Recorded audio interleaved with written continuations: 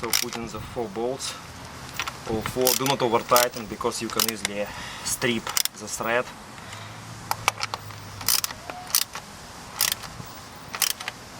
It's a 10mm socket.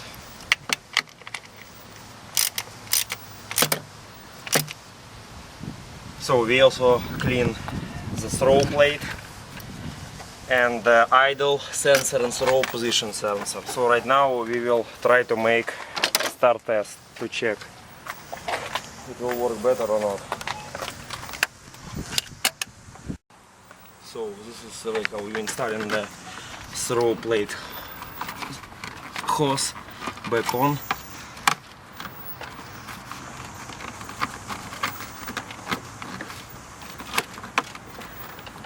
Some places it's still too tight, that's why use that flat screwdriver and untighten it.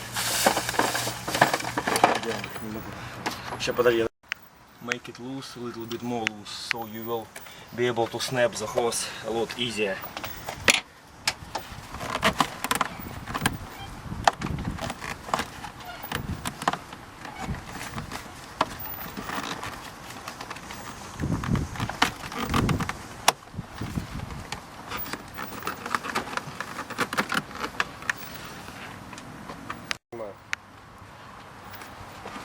So when you make sure that you snap the throttle plate hose back on, tighten it clockwise.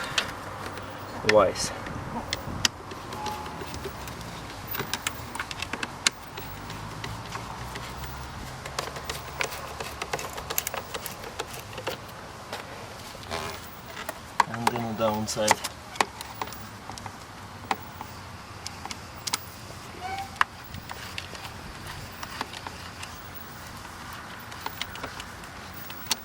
Tighten it good, because this is responsible actually for how your vehicle idles, and if while driving this hose will be snapped off, your vehicle will start accelerating without you being pressing on accelerator pedal.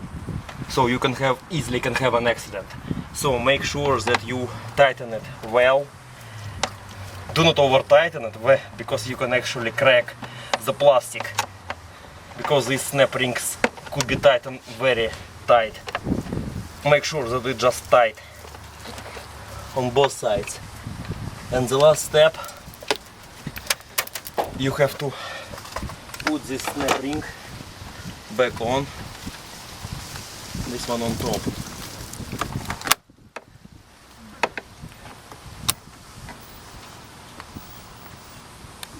Okay, well done. So right now let's start the vehicle.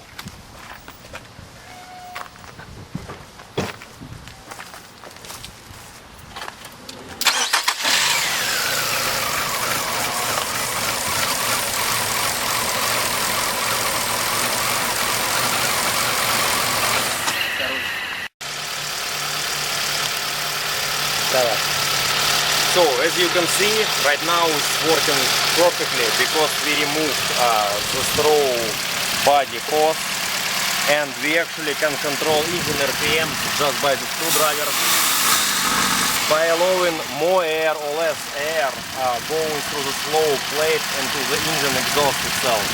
So I consider that the whole throttle plate needs to be replaced. Only cleaning not gonna help you. We need to go to the junker, found the throttle plate with both throttle position sensor and idle sensor, and you have to replace completely the throttle body plate.